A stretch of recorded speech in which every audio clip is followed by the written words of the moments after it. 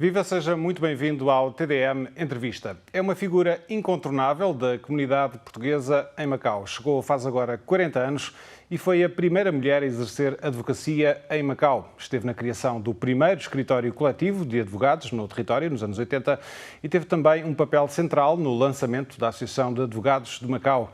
Integrou ainda o Conselho Superior de Advocacia de Macau. Com uma intervenção cívica sempre muito ativa, esteve também na gênese da Casa de Portugal em Macau, em 2001, 2 anos depois da transferência de administração, e poucos anos mais tarde assumiu a presidência. Nesta altura é presidente da Casa de Portugal há 17 anos e neste longo percurso consolidou a Casa de Portugal como um polo dinâmico de difusão e promoção da cultura portuguesa em Macau, aberto às várias comunidades do território. Foi eleita já por 8 vezes, a última das quais, no ano passado, tem atualmente um mandato até ao próximo ano, um mandato que espera, mais uma vez, poder ser o último. Mas, até lá, quer deixar alguns dossiês fechados, como o das instalações da Escola de Artes e Ofícios da Casa de Portugal. Um problema antigo, ainda sem solução à vista, especialmente numa altura em que os apoios do Governo têm vindo a ser mais escassos. Diz que nunca se esquece por um segundo da sua identidade portuguesa, mas afirma que Macau é a sua casa. Parafraseando o saudoso Henrique de Sena Fernandes, diz que Portugal é a sua pátria, mas Macau é a sua mátria. A nossa convidada de hoje é Maria Amélia António. Muito obrigado por estar connosco. Boa noite. Obrigada eu. Vamos começar pelo seu percurso antes da chegada a Macau, em 1982. Um percurso marcado por vicissitudes maiores, contrariedades maiores. Como se costuma dizer, teve de fazer pela vida muito cedo, ainda menor de idade. Sim, estava a acabar o liceu. A minha mãe tinha falecido quando eu tinha 7 anos, vivi com umas tias a partir daí e, portanto, quando estava a acabar o liceu, a tia, que era o pilar da família, faleceu e, portanto, eu tive que olhar pela vida e, portanto, comecei a trabalhar a partir daí e, portanto, tive que interromper o que seria a continuidade normal dos meus estudos e ir trabalhar e, portanto, só mais tarde, com o 25 de Abril, em que as universidades passaram a ter aulas à noite, é que retomei os estudos, os estudos universitários. Na altura tinha por volta de 30 anos? Tinha um bocadinho menos, portanto, nessa altura, é fácil, 74, 45 para 74, anda por aí. Mas, pronto. Portanto, começou um percurso profissional cedo, fez vários trabalhos que apareceram variadíssimos, na altura. Era o que se conseguia. Sim. E também, ainda antes destes estudos universitários, teve também uma participação cívica e até política. É preciso dizer que esteve presa 2 vezes.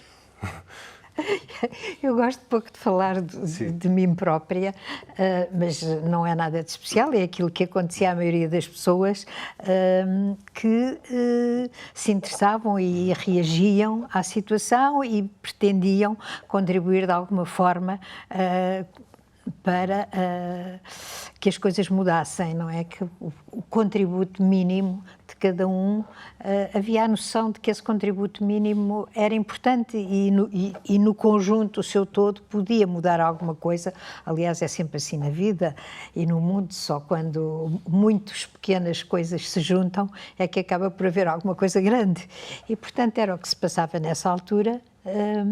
As dificuldades que encontrei na vida, as coisas com que fui confrontada, fizeram-me tomar consciência, talvez de uma maneira mais forte, do que estava mal e de que era preciso que cada um desse o seu bocadinho para mudar. E foi o que aconteceu comigo. A sua participação cívica / política tinha a ver com a questão editorial. Existiam editoras na altura que trabalhavam numa espécie de zona cinzenta e foi também aí que colaborou. Sim, depois das eleições as últimas grandes eleições antes de 25 de Abril, em que houve grande campanha a nível do país, em que as cooperativas que existiam espalhadas pelo país tiveram o seu papel e na sequência dessa campanha eleitoral e da movimentação e da consciencialização que se gerou, foram criadas muitas cooperativas culturais e havia as que tratavam as editoras. Uma mais famosa nessa época era a Livrelco, depois abriu a Devir, as duas em Lisboa, mas pelo país todo houve um grande movimento de cooperativas fundamentalmente viradas, portanto, para a atividade cultural. Claro que depois isto desencadeou uma atividade também muito intensa da PIDE. Exatamente, e que a pouco e pouco foram fechando, foram, portanto, arranjando pretextos para que elas fechassem, deixassem de ter a sua atividade. Estas duas que eu citei, que funcionavam em Lisboa e tinham, digamos, a sua grande atividade na área livreira, eu estive a trabalhar na Devir durante algum tempo e tínhamos, digamos, visitas semanais quase, e sempre que havia edições novas que eram distribuídas no mercado, era certo e sabido que apareciam os senhores com um ar muito perfilado, que mal entravam à porta era como se trouxessem o rótulo na cabeça, viam-se logo quem era e, portanto, passavam revista aos livros todos que estavam nos escaparates, que estavam em exposição, etc. E depois, quando encontravam alguns dos títulos que eles achavam que eram suspeitos, passavam uma revista a todo o espaço para ver se encontravam quantidade daquele livro, porque não se limitavam a retirar o que estava em exposição, iam ver se havia mais e, portanto, levavam.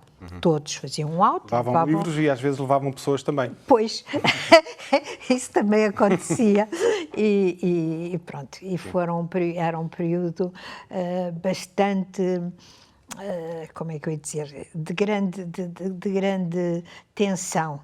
Porque enquanto eles andavam, nós nunca sabíamos o que é que ia acontecer, nunca sabíamos o que é que eles iam apreender, o que é que iam deixar, e eram pessoas tão pouco preparadas, enfim, do ponto de vista de conhecimento, que nós ouvíamos discussões muitas vezes entre eles, a dizer, isto tem que ser apreendido, isto fala aqui no Engels, isto fala aqui a não sei quem, que estava portanto, no título, ou na sinopse, ou não sei.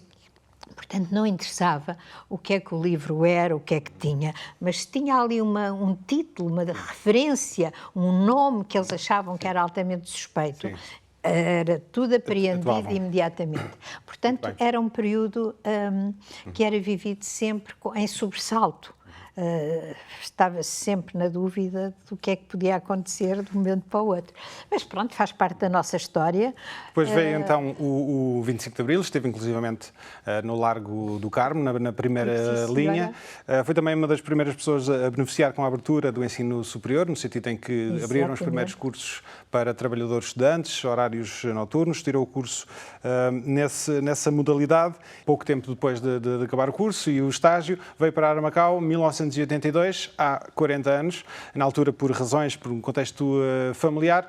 A cidade que veio encontrar não tinha basicamente nada a ver com a cidade de hoje. Não, mas era apaixonante. Eu penso que era um período em que as pessoas chegavam e ou se gostava ou não se gostava. Aliás, eu acho que isso é uma característica de Macau, que ainda hoje a pessoa que chega a Macau ou tem uma empatia com Macau muito grande e gosta e sente o desafio de conhecer de tudo o que é diferente, ou não gosta, e se não gosta, dificilmente muda esse sentimento. No seu caso, foi paixão à primeira vista, então? Foi. Absolutamente. Sim. E pouco tempo depois também acabou por embarcar na altura, de certa forma, uma aventura, um passo de alguma forma arriscado, que foi montar um escritório coletivo em Macau e não menos importante, foi a primeira mulher a exercer a advocacia. Fui a primeira a exercer, mas não fui a primeira a inscrever-me, porque existia uma outra inscrita, só que não exercia. Era a doutora Teresa Portela, que trabalhava no Banco Tota na altura. Estava inscrita já, mas não exercia. Portanto, eu serei a segunda a ter-me inscrito, mas a primeira, de facto, a exercer só isso. Na altura foi preciso alguma coragem para o fazer? Foi, quer dizer, relativa, porque eu acreditava na profissão, acreditava no que era possível fazer, e quando as pessoas me diziam, uma mulher em Macau, ninguém te leva a sério. Eu dizia, isso não é bem assim, não vai ser assim. E não foi, não tive, por ser mulher, nunca me senti tratada de maneira diferente dos meus colegas, nem senti qualquer sombra, digamos, da imagem masculina a tapar o caminho ou a fazer sombra, não. Uma coisa certa, tinha uma alcunha de meter respeito, que era Jiang Qing, do Bando dos Quatro, na altura, ou pouco antes, um quarteto bastante influente na política chinesa. Estamos a falar da viúva de Mao Zedong, que teve um papel proeminente durante alguns anos na política chinesa. Era uma brincadeira, porque quando abrimos o escritório, portanto, éramos um grupo de 4, não é? E eu era a única mulher, e havia colegas que brincavam fazendo esse paralelismo, o que para mim era divertidíssimo, eu só me ria, não é? Mas nunca precisou de recorrer aos mesmos métodos? Não, de maneira nenhuma. Teve a sua graça, teve o seu tempo e cada coisa na sua época histórica. Muito bem, é advogada, esteve também na formação da Associação dos Advogados, depois esteve no Conselho Superior da Advocacia. Não posso deixar de lhe perguntar como é que olha para a área do direito nos dias de hoje, para a vitalidade do segundo sistema, a preservação da matriz portuguesa do direito de Macau. Que diagnóstico é que faz? Olha, eu penso que há muita coisa. O direito é uma coisa que não é estática, não é? Evolui, e deve evoluir porque a sociedade evolui e o direito tem que acompanhar. Mas há bases, há princípios e estruturas que informam o sistema, e essas têm que ser mantidas, devem ser mantidas. E estão a ser mantidas?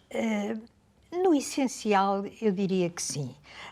Não é perfeito, as coisas, nada é perfeito, e muitas vezes nós ficamos desiludidos com a forma como vemos tratar alguns casos, como são apreciados, etc. Mas eu diria que no essencial, na sua grande maioria, eu acho que tem evoluído de uma forma positiva, até talvez melhor do que a certa altura se receou. Eu acho que tem sido feito um esforço de formação bastante grande, com grande qualidade, e eu penso que podemos dizer que Macau tem magistrados de grande qualidade. É evidente que não se pode, da mesma maneira que não se pode falar de uma forma genérica quando se critica, também não estamos a falar de uma forma genérica quando dizemos isto. Portanto, há magistrados de grande qualidade, há outros que não o são. E o número de magistrados de grande qualidade tem vindo a diminuir ou não? Não. Eu diria que tem vindo a aumentar, porque com a formação, com a experiência, com o exercício e com o sentido que alguns têm de que o direito tem que se manter, tem que ser atualizado. As pessoas nunca estão, é como aos médicos, nunca sabem tudo, nunca estão completamente formados, e, portanto, que continuam a estudar e a investir no seu desenvolvimento, no seu conhecimento. eu diria que tem melhorado e tem aumentado o leque de magistrados de qualidade. Mas dito isto, foi uma das pessoas que criticou a saída de magistrados com muita experiência aqui de Macau, que regressaram a Portugal, em alguns casos contra a vontade. Sim, mas isso uma coisa não tem a ver com outra, porque eu acho que a presença de magistrados experientes com grande qualidade é um dos fatores que ajuda a que os magistrados locais possam também evoluir, porque é preciso confrontar ideias. Eu, por exemplo, sou muito crítica do número de magistrados que ao longo dos anos teve no Tribunal de Última Instância, exatamente porque não permitia o confronto de ideias e o confronto de interpretações, etc. Portanto, essa presença e o intercâmbio portanto, de ideias, de maneira de analisar as questões, etc., é muito importante para o desenvolvimento de uma magistratura de qualidade. E, portanto, isto não invalida, uma coisa não invalida a outra. O eu dizer que há um leque bastante, hoje, de qualidade, não põe de lado, não anula a necessidade de que esses magistrados com muita experiência e, portanto, com uma determinada visão das leis, dos princípios do direito, da maneira de interpretar, a sua permanência no sistema aqui em Macau é um contributo muito positivo e que faz falta para alargar a visão e a perspectiva e a possibilidade de discussão das questões. Considera que tem havido um recuo dos direitos, liberdades e garantias em Macau, nomeadamente no que diz respeito ao entendimento do Tribunal de Última Instância em relação a estas matérias? De uma forma geral, portanto, na vida do dia-a-dia, eu diria que, enfim, as coisas continuam dentro de uma grande normalidade. Se formos analisar em relação ao Tribunal de Última Instância, em alguns casos em que teve que se pronunciar sobre questões mais sensíveis politicamente, eu aí acho que tem desiludido um bocadinho, porque acho que tem feito apreciações mais ditadas pelas convicções políticas dos seus elementos do que por uma análise mais rigorosa em termos jurídicos e em termos, portanto, da apreciação face à lei vigente em Macau. Penso que, em alguns casos, efetivamente, a esse nível, há alguma desilusão sobre decisões que têm sido vistas. Mas, se falarmos em termos globais e em termos gerais, acho que Macau se tem mantido dentro do quadro expectável do que era e do que é, portanto, relativamente às questões de liberdade e de direitos, etc. Acho que aí não sou muito crítica relativamente a isso. Sou mais relativamente a algumas decisões que penso que pecam por fugir um bocadinho à fundamentação jurídica. Maria Amélia António, vamos falar também da Casa de Portugal. Para este novo mandato, tinha dois grandes objetivos: pôr o restaurante Lusitanos a funcionar, finalmente, e também resolver a questão do espaço da Escola de Artes e Ofícios na Areia Preta. O Lusitanos, depois de um longo e atribulado processo, está a funcionar, em velocidade de cruzeiro, pode dizer-se, mas o mesmo não se pode dizer das instalações da escola. Qual é que é o ponto da situação nesta altura? Existe ou não o risco de se ter de cortar em algumas atividades? Existe. Honestamente, eu tenho que dizer que existe. Portanto, os cortes do ponto de vista dos subsídios têm vindo a acontecer ano após ano, o que é normal com o estado em que se vive, mas, portanto, isso exigiria ou exige que se encontrem soluções alternativas que permitam desenvolver a mesma atividade de uma forma mais equilibrada do ponto de vista económico. Eu, quando falo nisto, pareço aquele disco partido, não é? Porque vou sempre repetindo a mesma coisa e tenho a consciência de que estou a repetir, mas não posso deixar de repetir. Por alguma coisa não é? Pois, exatamente, porque isto costuma-se dizer, água mole em pedra dura, não é? Tanto dá até que fura. Pode ser que, ao fim de tanto repetir, acabe por alguém dizer, se calhar ela tem razão, e que já não era mau. Porque dizem que há espaços no território que poderiam ser utilizados para aquele fim. Quando foi a transição, a maioria, eu diria todas, as associações de matriz portuguesa já existiam e, digamos, ficaram instaladas com instalações que eram, digamos, apropriadas às respectivas atividades. O caso da Casa de Portugal foi diferente. Como só se constituiu 2 anos depois, constituiu-se a partir do nada, absolutamente do nada. E, portanto, nunca veio a ter esse conforto inicial que as outras associações tiveram e que eu acho muito bem que tenham tido. Isto não é nada de más interpretações, que eu não estou a criticar o facto dos outros terem. Eu acho é que nós precisamos e temos que ter, que é diferente. E, portanto, a Casa começou a sua atividade como digo, a partir do zero. A escola de Artes e Ofícios, foi um ponto muito importante para permitir uma atuação mais atuante na área da cultura. Portanto, há espetáculos, há intervenções públicas, há as paradas, há imensas coisas onde a Casa tem aparecido a fazer coisas públicas com impacto e com qualidade, que só é possível fazer porque existe a escola. Portanto, quando se põe o problema de deixar de ter determinadas atividades na escola, há 2 facetas.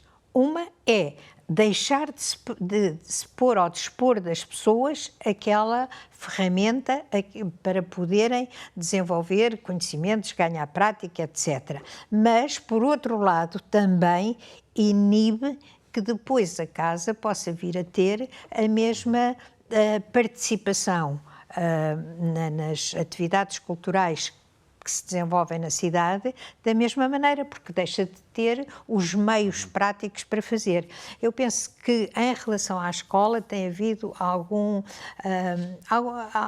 falta de conhecimento e alguma falta de diálogo. Eventualmente, há pessoas que pensam que aquilo é assim um espaçozinho para as pessoas fazerem umas gracinhas, etc. Não é. É um espaço bem equipado, que se foi equipando sucessivamente ao longo dos anos, o que permite uma aprendizagem profunda de cada tipo de arte.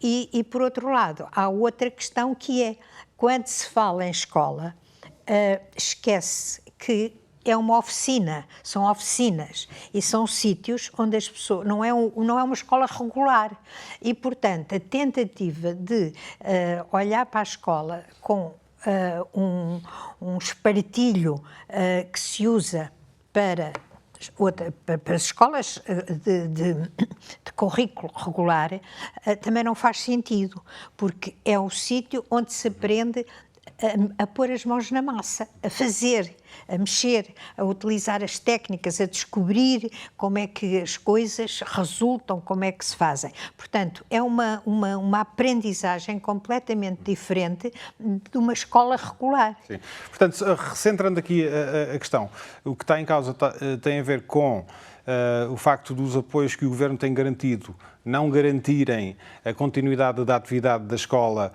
naquelas instalações, como tem acontecido até agora, e a reivindicação, o pedido que é feito, e já é feito há muito tempo, é ter instalações permanentes. Exatamente. Até por outra razão. As instalações permanentes, digamos, se forem facilitadas pelo território, não custam o que custam aquelas rendas, porque uma grande parte do orçamento vai para as rendas.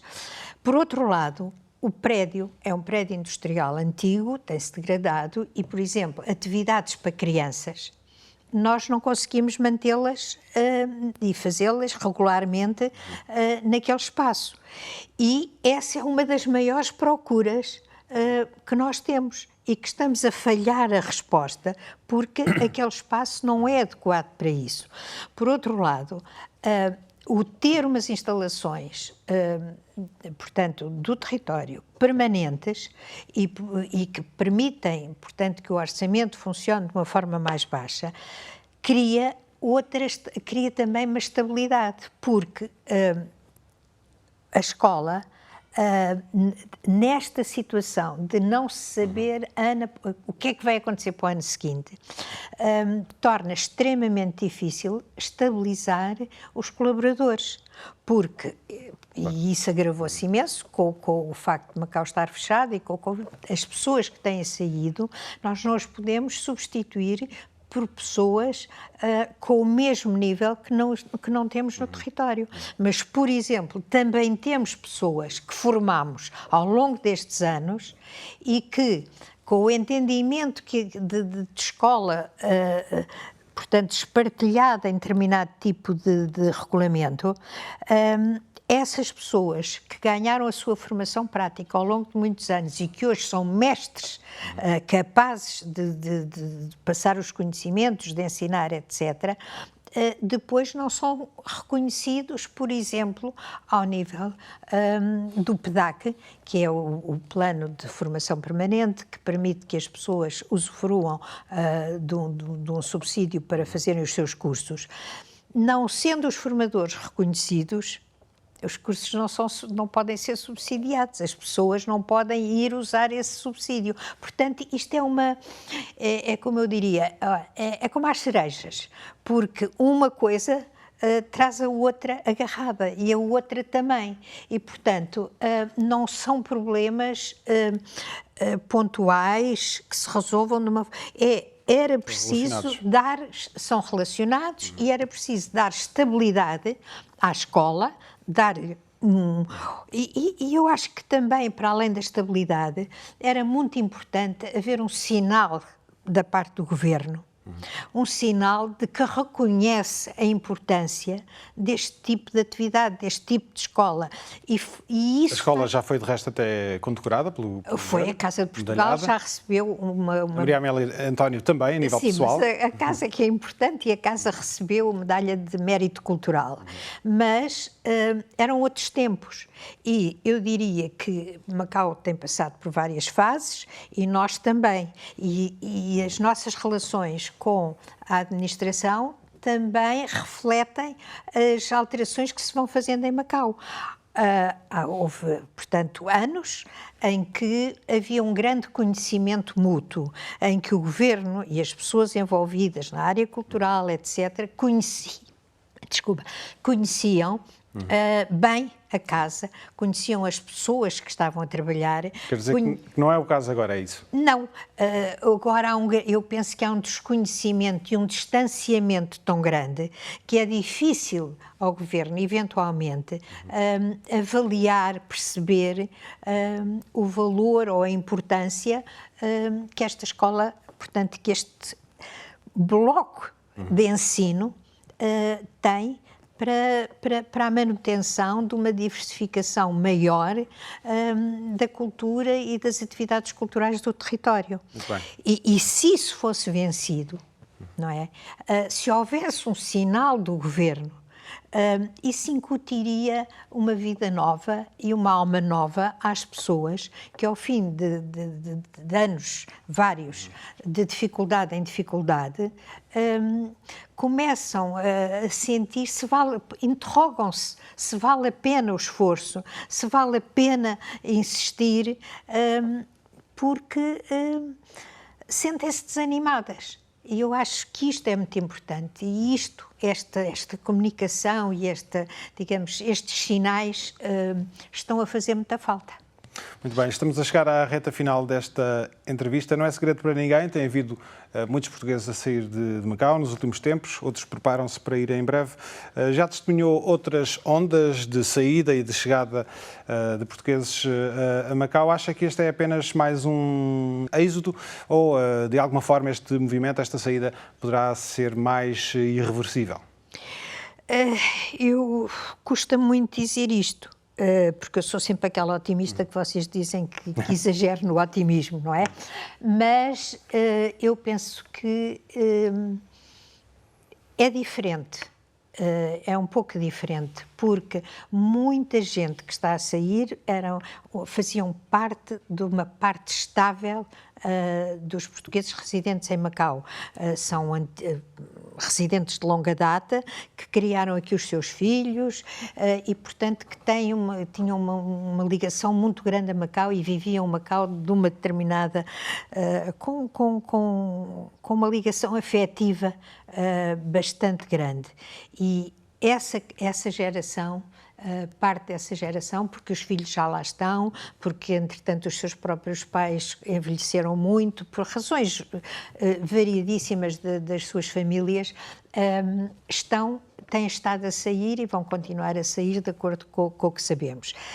Antes, com estes anos da pandemia, não houve renovação da comunidade. Portanto, estas pessoas saem, mas não têm entrado outras, digamos, que mantenham uma dinâmica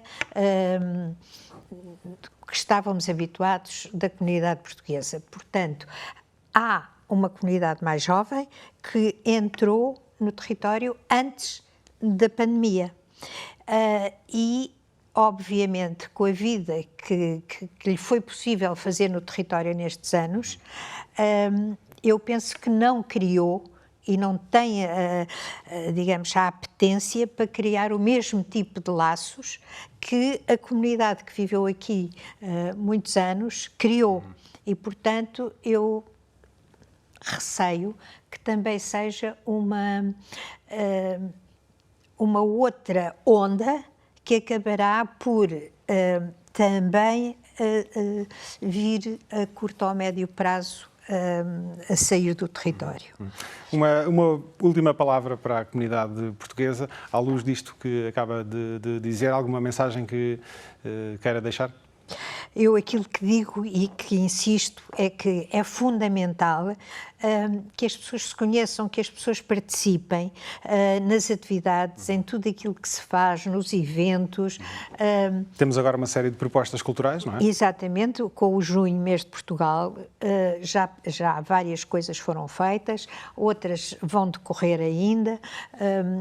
E as pessoas aparecerem, darem-se a conhecerem, sentirem que existe de facto uma comunidade, porque a tendência dos portugueses, eu verifiquei isso depois da transição e agora verifico exatamente a mesma coisa, a tendência é para se fecharem em pequenos núcleos com os seus familiares ou amigos e fazerem vidas muito fechadas, portanto, desaparecendo de certo modo da luz da vida da cidade. E isso é muito mau. É mau para a comunidade, é mau para cada um de nós individualmente, porque acaba por se repercutir na vida de todos.